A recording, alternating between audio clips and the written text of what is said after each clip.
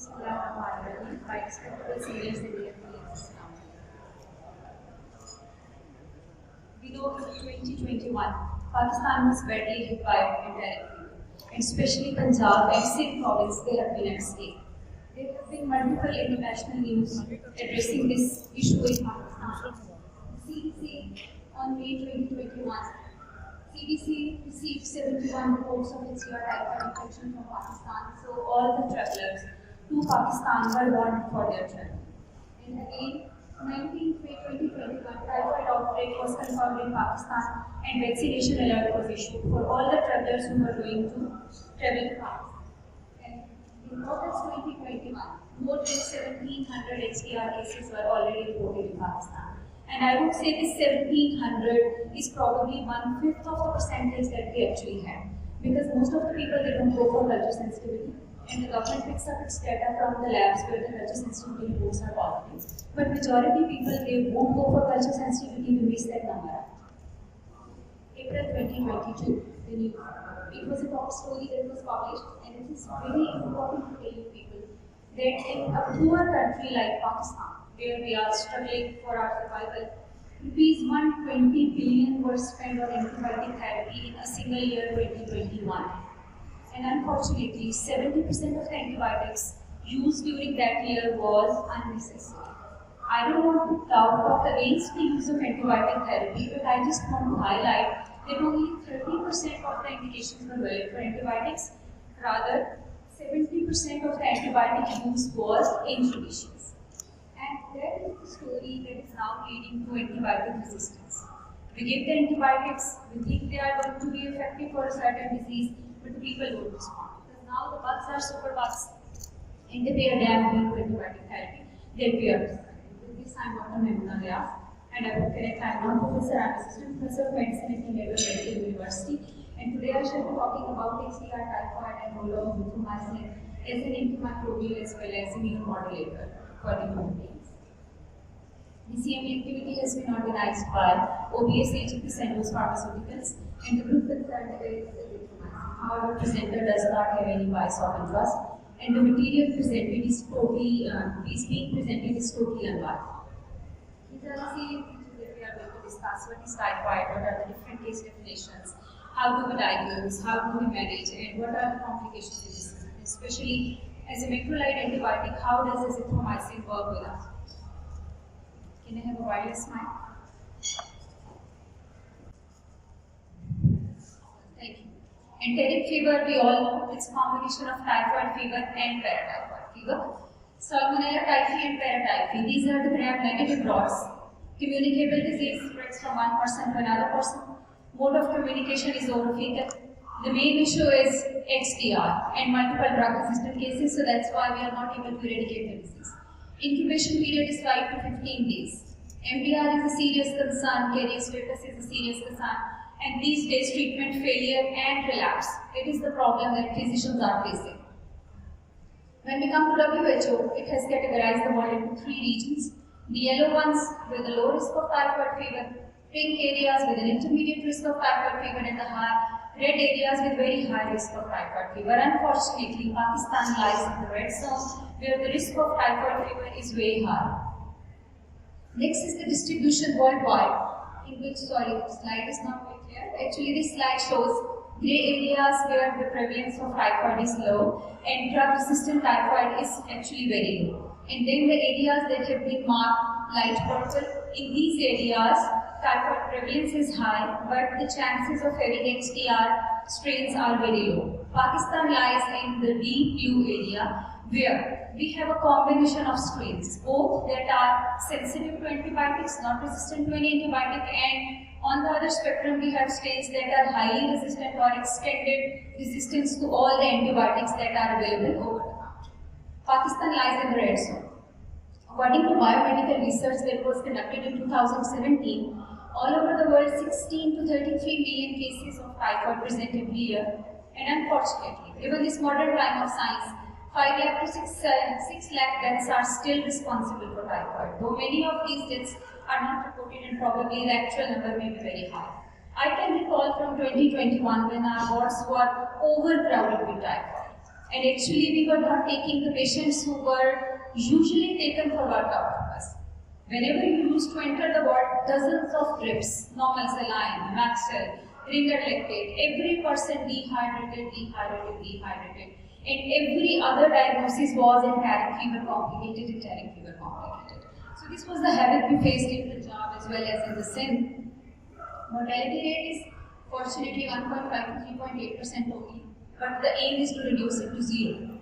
Southeast Asia, 110 cases per 100,000 population. But unfortunately, Pakistan is even leading its neighboring country, India here. India has a prevalence of 214 per lakh person, and we have 451. And in the recently reported data, it is probably more than 500 cases per lakh people in Pakistan. What happens when you are infected with Salmonella typhi or paratyphi? Ingestion, it goes to ileal mucosa, finally enters mesenteric lymph nodes, thoracic duct, then to the bloodstream, enters the liver, and then finally in the systemic circulation. So it's a time period of 7 to 10 days when gallbladder, spleen, kidney, bone marrow, everything is going to be affected. So never expect the patient is coming to you with 1 day history of fever. You are going to see pancytopenia on the basis of enteric fever. Or the patient is going to come to you with a history of 2 days or 3 days, and you are able to see septicemia, or there is abdominal perforation or square diarrhea. I'll clarify these points because most of the time when my house officer is there and stop me, can it be a case of enteric fever? When we look through the scenario of presentation, most of the time the people are not suffering from enteric fever. And there is very interesting entity that we call non-enteric salmonella infection. Basically, that is Salmonella enteritis, but that is not due to typhoid or paratyphoid. And these are the cases that may present between 5 to 15 hours of ingestion. ये वो लोग हैं जो कहते हैं कि रात hotel से खाना खाया था, सुबह आके डायरिया स्टार्ट हो गया, टाइफाइड सस्पेक्ट करें. It's not typhoid, basically this is non typhoid salmonellosis. And this is the whole spectrum of disease symptoms that present. I would like to talk week-wise. When your patients present in the first week, the main symptom is fever. Then the non-specific features like constipation, cough, headache, abdominal pain, rose spots appear on day 2 to day 5. It is pathognomonic. If you are able to diagnose, then you can pick up. But this is the time period when the patient is not having diarrhea and this constipation. Can anyone among the residents or junior doctors tell me what is the reason for constipation? हमारा एक mindset है कि typhoid present करेगा diarrhoea के साथ. लोगों का भी यही माइंडसेट है कि जब डायरिया रिकरेंट हो रहा है तो ये टाइफाइड है. Very good, perfect answer. Due to mesenteric lymphadenopathy. हमने डिस्कस किया organism enters into the ileal mucosa. It is absorbed by the mesenteric mucosa, and once it is in the lymph nodes, swelling of the mesenteric lymph nodes leads to constipation. They get translated. By the time the lymph nodes will caseate, then patient will be having diarrhea. Then we come towards second week, relative bradycardia, splenomegaly, and abdominal distension. These are the features that you are going to see in the second week. Because the toxin-induced myocardial injury, defects on the conduction system, splenomegaly is tender, and I would request all my junior doctors, please be polite. When a patient is suffering from fever for 7 to 10 days and you are palpating the tummy, because very aggressive patient can even lead to perforation of the spleen in this case. If the patient is still not treated in the second week, then the symptoms will progress. Anorexia, weight loss, especially pea soup diarrhea. So this is the third week of the disease when the patients are going to present with diarrhea. Every person with 1 day history of fever or 2 day history of fever is traditionally not a case of enteric fever. Confusion, psychosis, peritonitis, toxemia, this is the scenario where the antibiotic therapy has been inappropriate or the patient was not treated in time. Next are the rose spots. Something is wrong with the display. These are macular rashes, pink, in clusters all over the body. They appear day 3 to day 4. They appear on usually day 2 to day 5. Will stay for 3 to 4 days. Very small in size and only present in 30% of the people. So ऐसा नहीं है कि हर typhoid का जो patient है उसको रोज spots develop होंगे. Only 20 to 30% will be having these rose spots. In the fourth week of presentation, if the patient survives and the treatment has been successful, everything will settle down. However, neurological complications and GI complications may take a long course. Weight loss and debilitating weakness बहुत देर रहेगी. अभी patients को जब हम कहते हैं कि आपको कुछ डायबिटीज डायग्नोज हो रही है, तो एक्चुअली डॉक्टर ज़्यादा डर रहा होता है कि this is a life long investigations, complications, morbidity, mortality, then stress on the healthcare system. लेकिन पेशेंट का ये कंसर्न नहीं होता क्योंकि वो ठीक होता है. ऑन द अदर हैंड एक टाइफाइड का पेशेंट आपके पास आता है जिसको टाइफाइड के बाद थकावट हो रही है, तो उसके लिए ये बहुत बड़ा कंसर्न कि जी टाइफाइड के बाद तो मैं उठ ही नहीं सकती. मेरे पास एडल्ट्स आते हैं, वो कहते हैं जी मैं मोटरसाइकिल नहीं चला सकता जब से मुझे टाइफाइड हुआ. मैं बड़ा अच्छा अपने काम संभाल लेता था लेकिन अब मेरी डिपेंडेंसी आ गई. This is the area where we see post infectious fatigue. Curable है बट हमारे तमाम पेशेंट्स को ये गाइड करना है कि it will take a course of few weeks. So few weeks में post infectious fatigue will be over and they will be happy healthy adults. Some of the survivors become typhoid carriers and that is the concern. Why again and again this disease is presenting? Because carriers are in the society, they are not picked up, they are not properly treated. These are some manifestations where most of the time, most of us are misled by the symptoms. Because we बिल्कुल rare presentations होती हैं. We go for the traditional workup, that is not yielding. We are unable to pick up a diagnosis and finally the patient is labeled as medically unexplained symptoms or still undiagnosed. Isolated manifestation of headache, fever may not be there, but neck rigidity, signs of meningitis, confusion, it will be there. Acute lobar pneumonia is a rare presentation. Isolated arthralgias. हमें कोई भी कहता है जोड़ों में दर्द हो रही है, if it's a housewife or a female, तो पहला हमारी थिंकिंग यही होती है टेंशन सीकिंग बिहेवियर. ठीक है, कोई ड्राइविंग ज्यादा करते हैं, हम कहते हैं आपकी ड्राइविंग की वजह से आर्थराइटिस हो रही है, but we will never look into the issue कि जो आइसोलेटेड आर्थराइटिस है सिर्फ किसी एक जॉइंट को प्रॉब्लम कर रहा है. It can be case of typhoid. Urinary symptoms very rare but still there.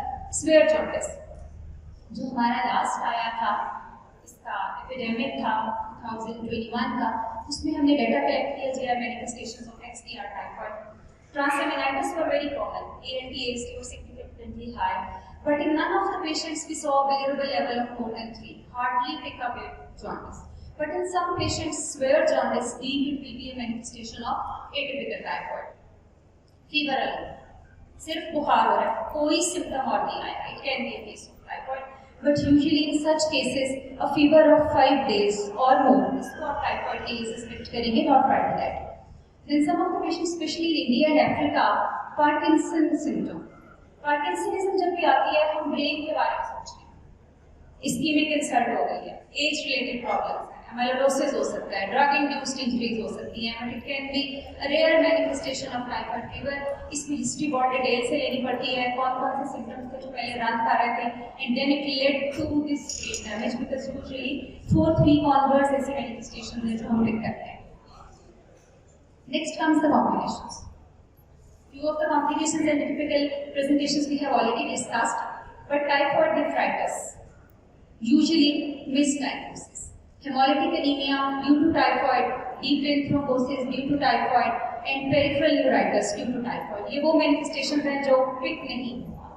Whenever a patient comes with DVT, we always think about dehydration, protein C deficiency, S deficiency, immobility, procoagulants, OCPs, but we will be never thinking about typhoid fever. Similarly, whenever a patient comes for distal neuropathy, हाथ पैर सुन्न हो जाते हैं, सुइयां चुभती हैं, we'll be thinking about diabetes, we'll think about CRF, we'll think about nutritional deficiencies, but typhoid ये वो चीज़ है जो शायद मैं भी लिस्ट बनाऊंगी तो मैं बिल्कुल एंड पे सोचूंगी कि टाइफाइड की वजह से हो सकती है. मेरे साथ अक्सर ऐसा होता है, patient comes multiple reports, typhoid.IgM positive, treated with antibiotics 7 to 10 days. Then another doctor, typhoid was again positive, either IgM, G or both, again treated by another doctor. मुझे जी अभी भी बड़ी थकावट होती है, टाइफाइड तो मेरा ठीक ही नहीं हुआ, हड्डियां भी दुख रही हैं, 2 दफा मैंने एंटीबायोटिक खा ली है, अब मैं फिर टाइफाइड करा के आई हूँ, फिर पॉजिटिव है, आप मुझे बताएं मैंने क्या करना है. प्रोफेसर याकूब साहब बैठे हैं, मुझे बड़ा मुश्किल लग रहा है उनके सामने लेक्चर देना, because he is the teacher of us and he is one of the excellent presenters. जो मैंने अपने भाई से सुना है, जो मैंने 1-2 दफा सर को सुना, सर के पास भी ऐसे पेशेंट्स आते होंगे जिनको टाइफाइड करा के आते हैं. सीनियर्स इस बात को सेकंड करेंगे, तो ऐसे केस में हमें क्या करना चाहिए? Are they actually suffering from typhoid? Sabha ने आंसर किया that the gold standard test is blood culture. Isaac, in your opinion, ऐसे पेशेंट्स का क्या करना चाहिए? टाइफाइड इज एन ऑक्सीलिएट टेस्ट हमें कंसीडर नहीं करना चाहिए। ये वो पेशेंट है जिन्हें क्रॉनिक हाइपोकॉन्ड्रियक प्रॉब्लम है और इनको टाइफाइड नहीं है। तो सबसे पहले तो हमें इस प्रैक्टिस को डिस्करेज करना है कि विडॉल पॉजिटिव आ गया या टाइफाइड पॉजिटिव आ गया तो हमें ओवर एंड अगेन आपको टाइफाइड के लिए ट्रीट करना है। We later discuss about it कि इसकी बेसिस पे ट्रीट क्यों नहीं करना। And that is the scenario with our famous typhoid Mary. आपने सुना होगा in US there was a cook typhoid Mary जो कि कुकिंग किया करती थी for multiple families and organisation and that was a source of spread of infection to thousand of US people. और उसकी रीजन ये थी कि वो खुद एसिम्प्टोमेटिक थी लेकिन वो ओरोफेकल रूट के थ्रू ट्रांसफर करती थी और वो कैरियर स्टेटस था।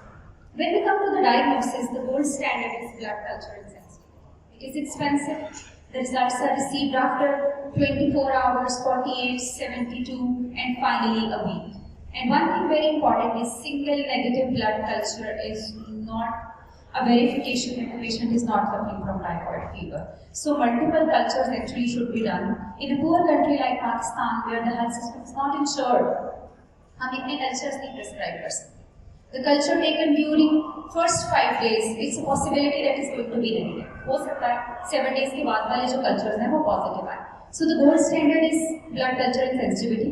And rest of the tests that were used in the past or they are required for complications, typhoid, typhoid, Vidal, PCR, and imaging studies, especially X-ray, CT, MRI for the case of complication. When we come to typhoid, positive predictive value is only 7.4%. सिर्फ 7.4% chance है you actually pick up typhoid from the typhoid. Whereas the negative predictive value is very high, almost 88% negative predictive value. अगर negative है तो ये बड़ा अच्छा कि typhoid नहीं हो सकता इस पेशेंट। सिमिलरली विडॉल टेस्ट में भी आपकी जो पॉजिटिव प्रेडिक्टिव वैल्यू है that is very low. So that is the reason both these test have been declared as obsolete these days और इनके बेस पे हम पेशेंट डायग्नोज नहीं करेंगे। These are few definitions that guide you how should you treat a patient.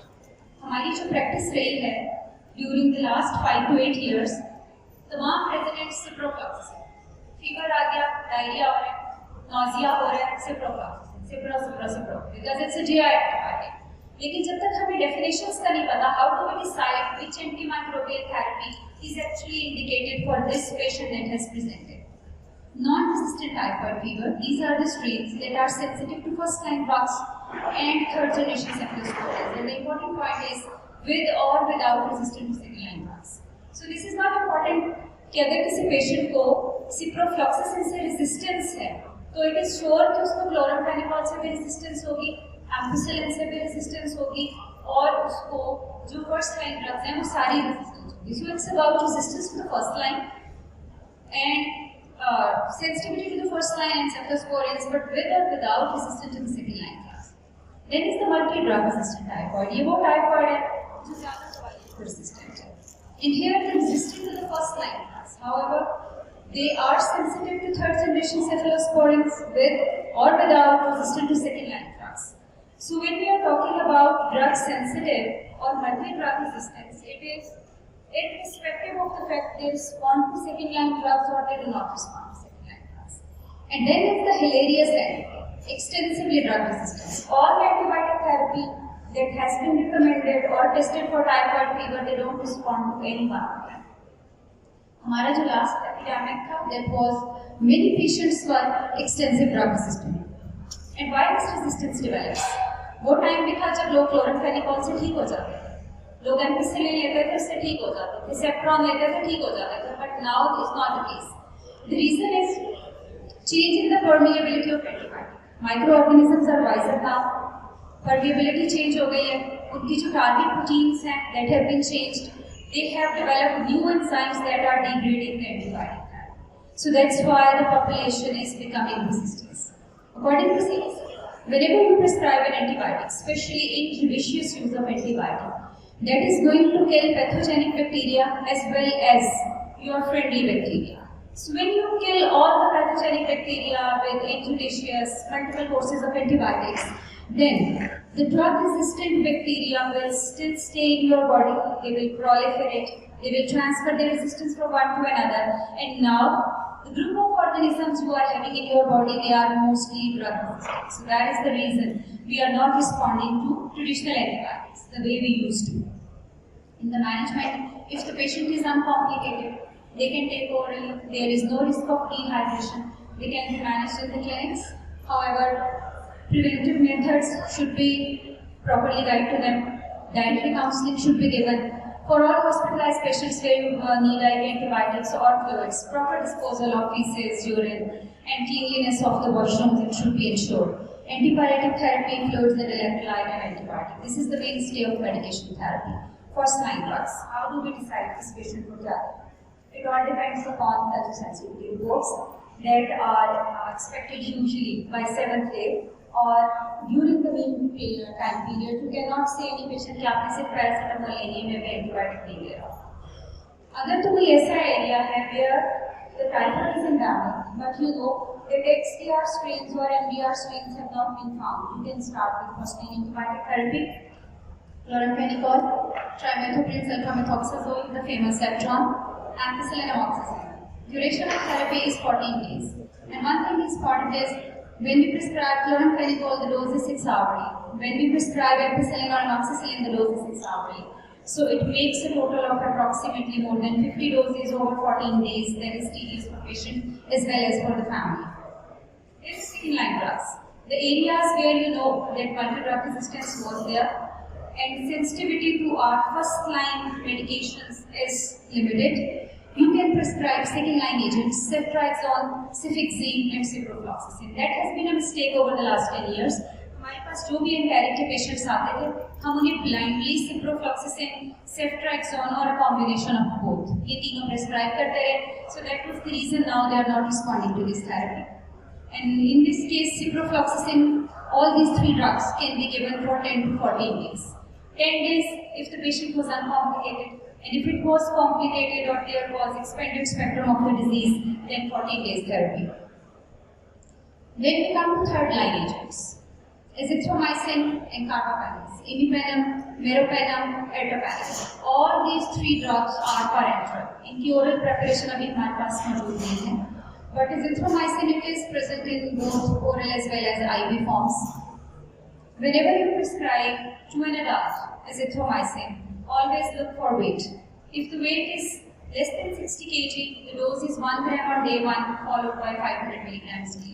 But once the weight is more than 60, that is in 90% of the cases adult weight is more than 60, there the dose is 1 gram every day. जो brochures हमारे पास azithromycin companies present करती हैं, they tell us that the dose is 1 gram on day 1 occasionally and 500 milligrams for next 6 days. This is not true. From area to area, region to region, and from society to society, guidelines vary. और guidelines कैसे develop होती है Meta analysis से. जैसे आपकी population respond करती है, आप उसको अपनी गाइडलाइन बना लेते हैं.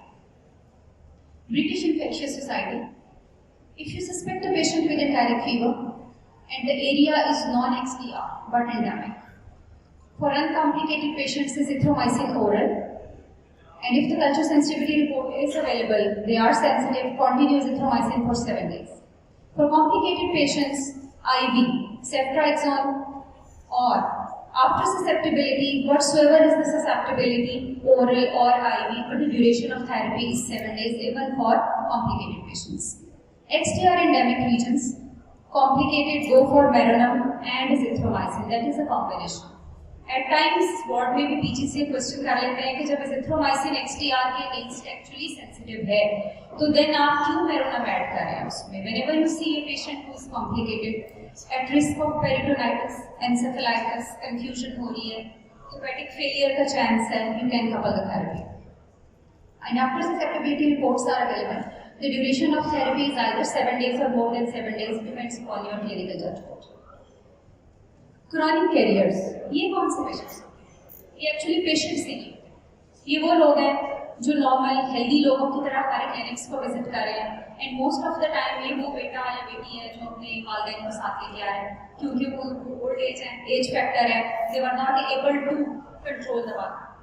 These are asymptomatic patients who don't present any symptoms. They don't have fever, they don't have diarrhea. But how do you live? An individual excreting Salmonella typhi in the stool or urine longer than a year after blood culture confirmed episode. इसका मतलब है कि आपने कोई patient देखा typhoid का, culture report was positive and it was labeled as acute typhoid fever, and even after 1 year of that episode, patient still excrete कर रहा है Salmonella typhi in the stool or urine, तो तब आप उसको career बोलेंगे.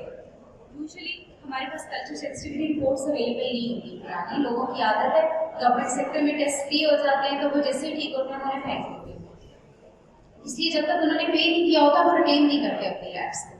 अगर तो कल्चर अवेलेबल था दैट्स ओके, अगर अवेलेबल नहीं था, based on the strong history कि मुझे बताया गया था कि मुझे टाइफाइड है, टाइफाइड के लिए ट्रीट किया गया था, then you can test for stool culture for typhi और यूरिन कल्चर. अगर पॉजिटिव है, asymptomatic you can label as career.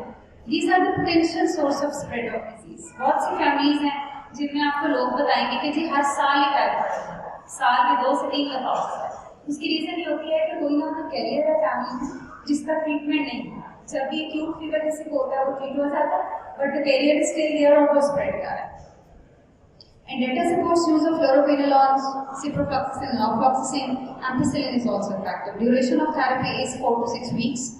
And the patients of carrier status, where you gave an antibiotic for 4 to 6 weeks, and the subsequent culture was still positive from the stool or the urine. These are the patients who can be cured with cholecystectomy in 70% of the cases, but not 100%. These are WHO recommendations for the treatment of carrier status. Amoxicillin plus probenecid or Septran, duration of therapy 6 weeks and cure rate is 60%. While with ciprofloxacin and norfloxacin, duration of therapy is 4 weeks only and cure rates are 80%. One thing is important is adult dose of ciprofloxacin is usually considered as 500 mg, but for the carriers, the dose is 750 mg twice a day. Next comes the surgical end of the treatment. Surgery is required by venous perforation, peritonitis, and chronic carriers where you want to get the gallbladder out. In USA, people who travel from Pakistan, XDR strains have now been identified. So that's why NIH has changed its recommendation regarding the treatment of XDR. They say azithromycin with or without carbapenem is the drug of choice when you suspect or you diagnose an entire in US. This is the drug sensitivity data that was taken from 2008 till 2015. And it is interesting to know the data was collected from Punjab and Sindh. And there was zero resistance to in all the isolates to azithromycin, meropenem, ertapenem. And at that time, the population used to be sensitive to ceftriaxone as well. But after 2015, the resistance to ceftriaxone has also risen. And now many of our people, they don't respond to ceftriaxone. Preventive है, कोई भी patient आपके पास आ जाता है या family में किसी का कोई पेशेंट है, hand hygiene is very important, clean water supply is very important, then proper washing of fruits, vegetable, vaccination is important.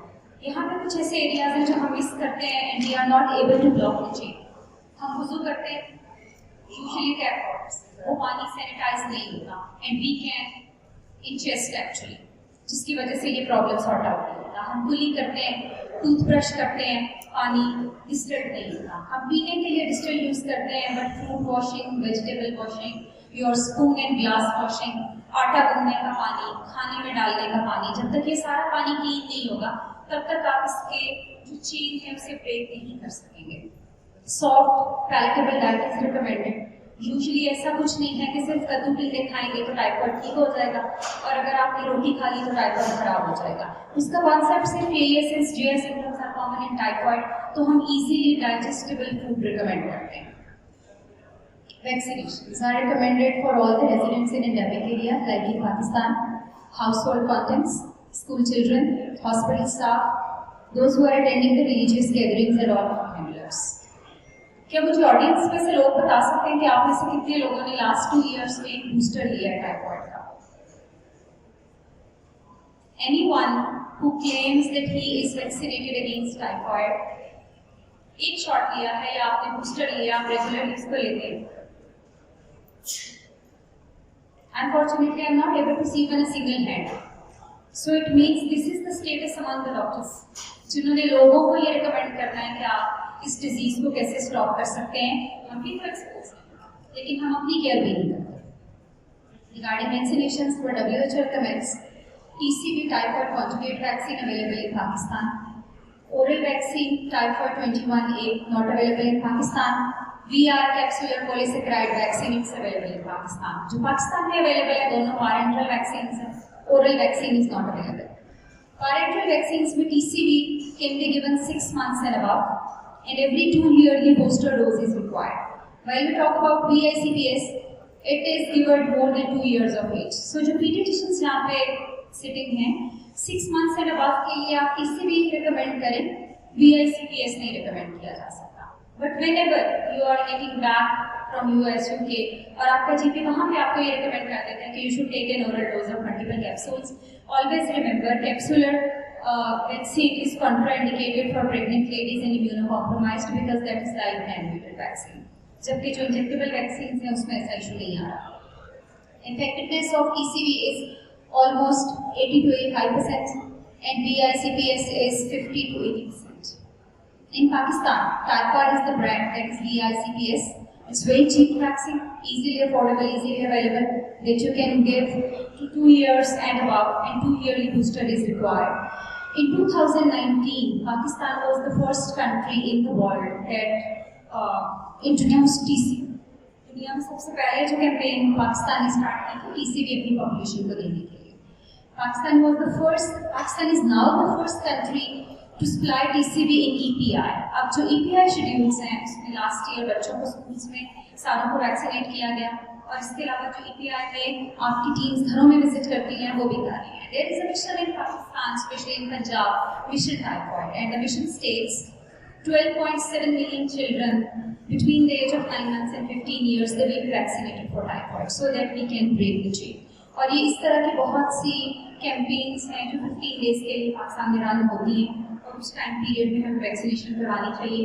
Unfortunately still हमारे जो लोअर हेल्पिंग स्टाफ्स हैं फैमिलीज में, उनका भी यही एजेंडा होता है कि जो वैक्सीन लगा रहे हैं जिसकी वजह से इनफर्टिलिटी हो जाएगी, कुछ और ऐसे सीरियस कंसर्न है, तो इन लोगों को कन्विंस करना अभी भी बहुत मुश्किल है कि जो गवर्नमेंट चीज़ मुफ्त दे रही है वो एक्चुअली कोलैबोरेशन है बहुत सी ऑर्गेनाइजेशंस का, लाइक यूनिसेफ का, WHO का भी, तो ये ओरिजिनल वैक्सीन है जो प्रोवाइड की जा रही है. Next we come towards the brand. It is a promotional activity. I already narrated that it was from the Sandoz group, azithromycin. It is available in oral forms, tablets, syrup and IV. It is a macrolide that is bacteriostatic. पूरी तरह से kill नहीं करेगा. It will just put the organism to sleep. It is susceptible against multiple gram-positive and gram-negative aerobes and anaerobes. Peak plasma concentration is achieved in 2 to 3 hours. So अगर आप किसी diarrhoea वाले patient को भी देते हैं और उसको दिन में 3 से 4 दफा मोशन आ रहा है, there was a hands-on time period of 3 to 4 hours. So there is a chance the patient is going to respond to the antibiotic. लेकिन वो पेशेंट जो कहता है कि मुझे दिन में 8-10 दफा लूज मोशन आ रहा है, वो प्रॉबेबली ओरल को रिस्पॉन्ड नहीं करेगा, या आपको जो ड्यूरेशन ऑफ थेरेपी है उसमें से एक्यूट डायरिया का टाइम पीरियड ऐड ऑन करना पड़ेगा.